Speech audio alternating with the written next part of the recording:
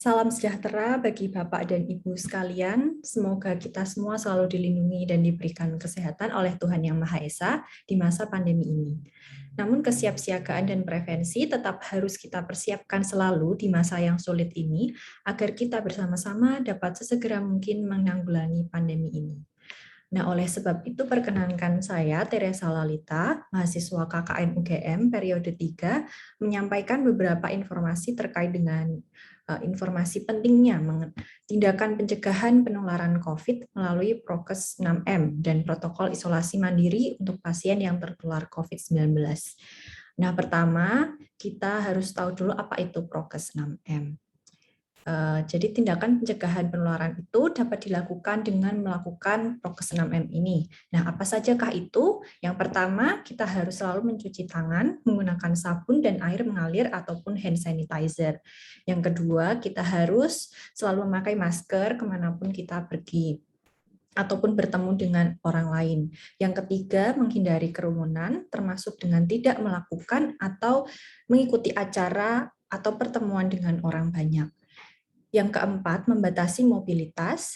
Yang kelima, menghindari makan bersama. Dan yang keenam, menjaga jarak sosial, setidaknya jarak 1 meter dengan orang lain, terutama dengan mereka yang batuk, bersin, ataupun demam. Nah, kemudian saya akan melanjutkan tentang protokol isolasi mandiri menurut Surat Edaran Menteri Kesehatan tahun 2020 tentang protokol isolasi diri sendiri dalam penanganan coronavirus disease atau COVID-19. Nah, bagi Bapak atau Ibu yang merasa tidak enak badan atau sakit, walaupun tidak merasa terkontak dengan pasien COVID, maka tetaplah untuk tinggal di rumah. Jadi jangan pergi bekerja, ke sekolah ataupun ke ruang publik untuk menghindari penularan COVID-19 ke orang lain di masyarakat. Kemudian harus sadar diri untuk selalu mengisolasi diri dan memantau diri sendiri untuk menghindari kemungkinan penularan kepada orang-orang di sekitar, termasuk keluarga juga. Dan yang ketiga, melaporkan kepada fasilitas kesehatan terdekat dengan terkait dengan kondisi kesehatan Bapak atau Ibu, kemudian adanya riwayat kontak dengan pasien COVID-19 atau riwayat perjalanan dari negara atau area transmisi lokal untuk dilakukan pemeriksaan sampel oleh petugas kesehatan.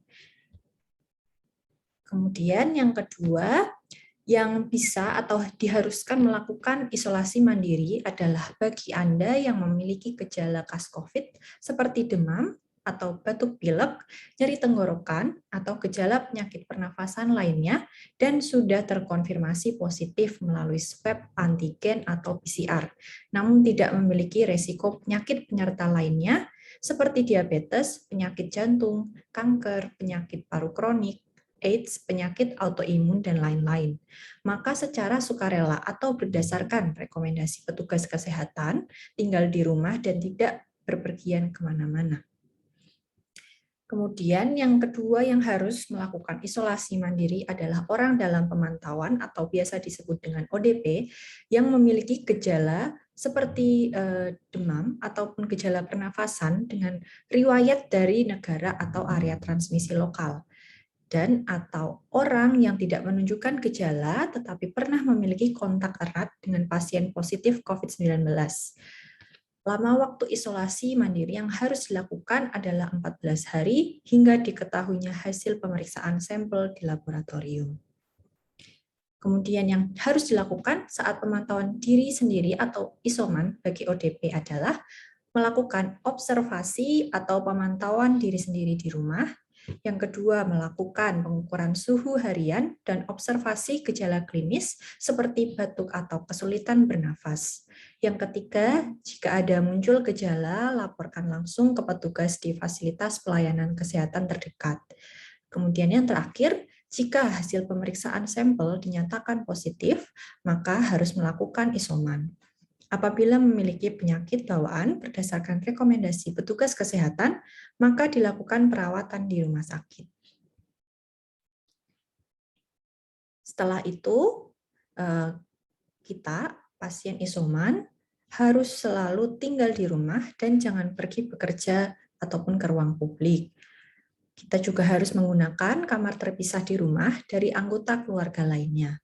Jika memungkinkan, upayakan menjaga jarak setidaknya 1 meter dari anggota keluarga yang lain. Gunakan selalu masker selama masa isolasi mandiri, walaupun kita berada di rumah.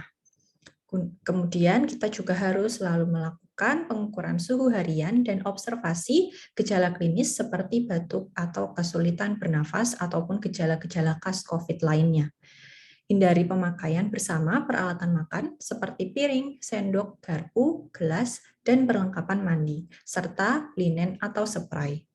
Terapkan perilaku hidup bersih dan sehat atau PHBS dengan mengonsumsi makanan bergizi, melakukan kebersihan tangan rutin, mencuci tangan dengan sabun dan air mengalir, serta dikeringkan, dan juga lakukan etika batuk atau bersin.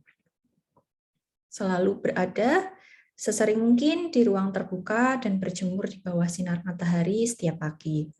Jaga kebersihan rumah dengan cara rutin melakukan disinfektan, dan juga hubungi segera fasilitas pelayanan kesehatan jika sakit memburuk seperti adanya sesak nafas untuk dirawat lebih lanjut. Kemudian, cara-cara memakai masker yang benar, yaitu pastikan masker selalu menutup mulut, hidung, dan dagu, dan bagian yang berwarna berada di sebelah depan. Tekan bagian atas masker supaya mengikuti bentuk hidung dan tarik ke belakang di bagian bawah dagunya.